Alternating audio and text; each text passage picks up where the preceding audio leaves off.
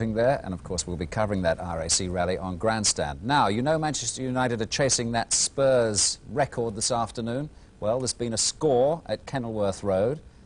I'm going to tease you, I'm not going to tell you which way, but John Watson is. John.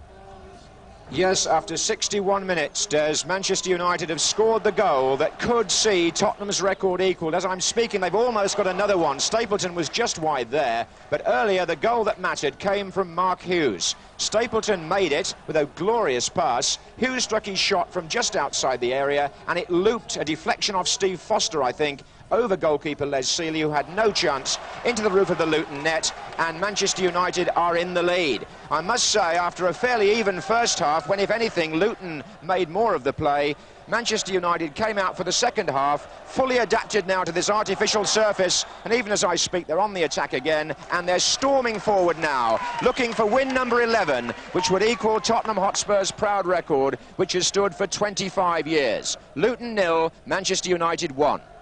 Thank you, John. And Reading are on target as well. They're still leading Bolton in the third division by a goal to nil, and their target is exactly the same, 11 wins on the trot to match that one of Spurs quarter of a century ago. Liverpool, though, are 2-1 down now at Queen's Park Rangers this afternoon. Gary Bannister's got Rangers' second goal. Paul Walsh first for Liverpool, then Terry Fenwick just on half-time. Gary Bannister has scored for Rangers. Liverpool 2-1 down. Well, now, tomorrow, one of the big racing occasions of the year, the Prix de l'Arc de Triomphe. In fact, it's Europe's richest race, and they're saying that it's developing into virtually a two-horse race between Sagas, last year's winner, trained in France, and Chernazar, trained in England, and it's 12 years since an English-trained horse has won the race. Anyway, a report coming up now from Julian Wilson. 12 months ago, Sagas simply galloped his rivals into the ground. Swing for home now. It's Strawberry Road who's coming to take it up for Australia. Strawberry Road is in the lead, being pressed by Sagas and Yves Saint Martin. Then on the far side, Esprit du Nord, unleashing a run towards the stand side is Sun Princess, being chased by Time Charter. But it's Sagas who's coming to challenge Strawberry Road, with Northern Trick putting in a tremendous run. Sagas has come to take it up now, Yves Saint Martin. It's Sagas in the lead from Northern Trick second, Strawberry Road third. As they race into the closing stages, Sagas and Yves Saint Martin being pressed by Cash Asmussen on Northern Trick, but as they come to the line, Sagas has won the Arc de Triomphe. Second is Northern Trick. It's a... It was a fourth Arc de Triomphe for Saint Martin and a second successive win for the brilliant young trainer Patrick Biancon. But tomorrow Saint Martin's claimed under his retainer for the Aga Khan. So the 15 times champion is replaced on Sagas by the rising star Eric Legris, much to Saint Martin's chagrin. Last year's runner-up, Northern Trick, was ridden by the American Cash Asmussen. I believe that Sagas will definitely be the horse to beat again this year off of his earlier form. He's unbeaten. He seemed to show more speed this year, and the ground, he's run good over good ground, and if it rains, we know he's just that much the better as of last year. Sagas est en seconde position toujours, Complice juste derrière lui. Sagas had his prep race for the Arc in the Prix Foy at Longchamp 4 weeks ago. 3 of the 5 runners, Sagas, Castleguard and Balitou, were all trained by Biancon, with the result that Sagas went off at 10-1 on. 2 furlongs to run, and Sagas cruises up to his stable companion, Castleguard. Castleguard and Sagas. Sagas moving easily in the lead now. Complice finishing well, and on the far rails is Rock's Gate, but it's Sagas going 2-3 lengths clear, well inside the final furlong. A brilliant performance by Sagas as he storms clear. Finishing best of all is Complice, but at the line, Sagas the winner. It's a photo for second. Chernazar, trained at Newmarket by Michael Stout, has had a similar programme to Sagas this season. Just 3 races and 3 wins. His reappearance was delayed until Goodwood in August, in the same race that his stable companion Shadari was a strong fancy, although ironically Chernazar wore the Aga Khan's first colours. The race was run in appalling conditions, a strong wind and driving rain making Goodwood far from glorious. But after 11 months off course, Chernazar was fitter than many imagined. Chernazar putting in a tremendous run on the stand side now as they race into the closing stages, and it's Chernazar who's come to take it up now from Shadari. Shernazar from Shadari as they race into the closing stages, and it's an Aga Khan 1-2. Shernazar from Shadari, and Shernadar wins it very well from Shadari in second. Royal Coaches third, Assemblyman 4-5 Derby Lady. Then came... For the first time, Shernazar started to look like a horse worthy to succeed his half-brother, the mighty Shergar. Certainly it was a reappearance that delighted the Aga Khan and trainer Michael Stout. I thought it was an extremely good performance. He'd been off the track for 11 months, and we had already got a very high opinion of Shadari at that stage.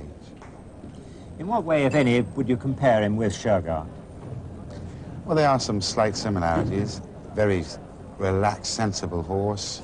Doesn't cover tremendous ground, with a great round barrel on him. But, of course, Shergar was much more precocious. This horse, we just managed to squeeze a race into him as a 2-year-old, and he's just progressed all along the way. Shernazar's next 2 races were even more spectacular, culminating in his defeat of Slip Anchor in record time in Kempton's September Stakes. But before that came the Geoffrey Freer at Newbury. Shernazar by 2-3 lengths from St. Hilaire in second. Spicy Story running on in third place. But Shernazar going away. This is the most impressive performance by Shernazar with a furlong to run. Walter looks over his shoulder again. Sees his 3-length spare from Spicy Story and St. Hilaire.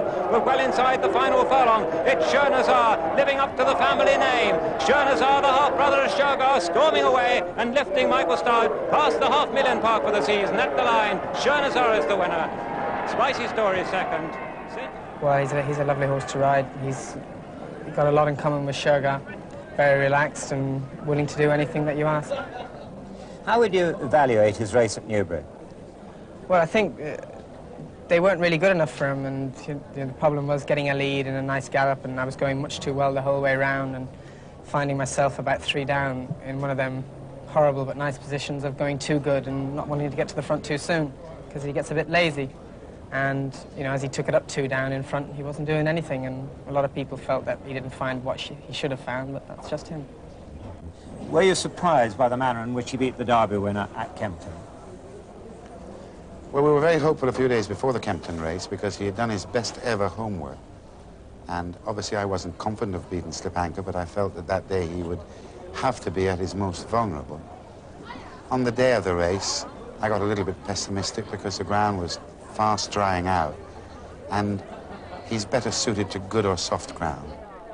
We did fancy him that day. He had come on immensely from Newbury, and he just did what I really did think he could do, and I was very hopeful and confident of beating Slip Anchor. Do you have any worries about going to Longchamp, the big occasion for the horse? No, I'm very certain that that certainly wouldn't upset him. He's a very sober horse. And how highly do you rate Sagas? I have tremendous respect for Sagas. He's a very good horse. I rate Sagash a lot. You know, I've seen him a lot in the mornings when I was over there and seen him at the races. And this year, though, I don't think he's beaten much, but I suppose he has been pretty impressive. But I don't think he's had the same preparation that Shernazar has had, really. Could Shernazar beat him? I'm very confident.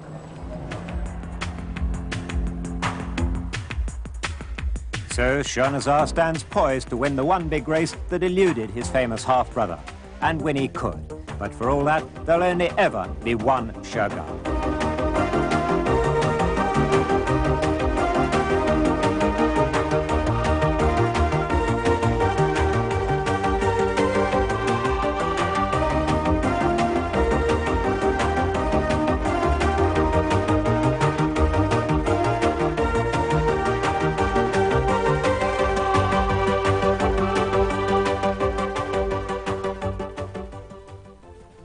Julian Wilson reporting. There's the betting for the big race tomorrow. Sagas 11-10 on, Shernazar 7-2, Rainbow Quest 9s and 16-1, bar those 3, and you can see it live 4:25 here on Sunday Grandstand tomorrow. Now, there's been another score at Kenilworth Road. Manchester United chasing that record, to equal that record. Luton against Manchester United. Let's hear about it from John Motson.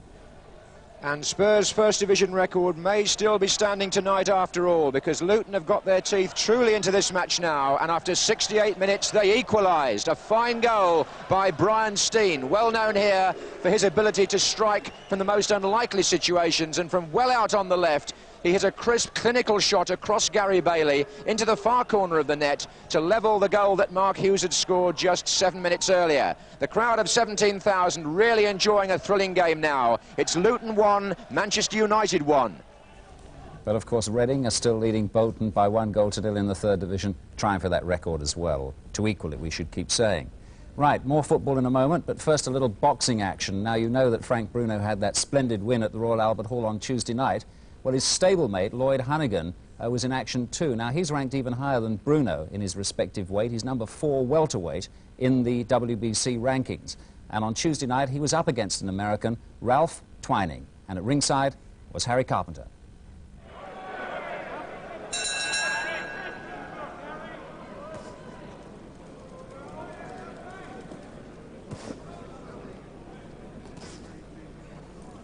Lloyd Hannigan back again in Britain after his trip to the States to Atlantic City to fight Danny Paul just a few weeks ago. Hannigan now facing the white American Ralph Twining from Muskegon, Michigan. Southpaw, 26 years old, this American.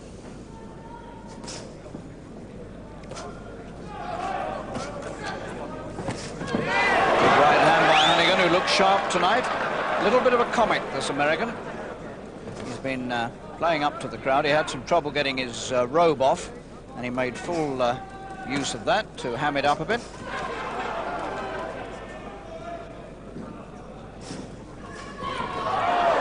Hannigan off balance. Champion of Europe, of course. He had a terrible time in Atlanta.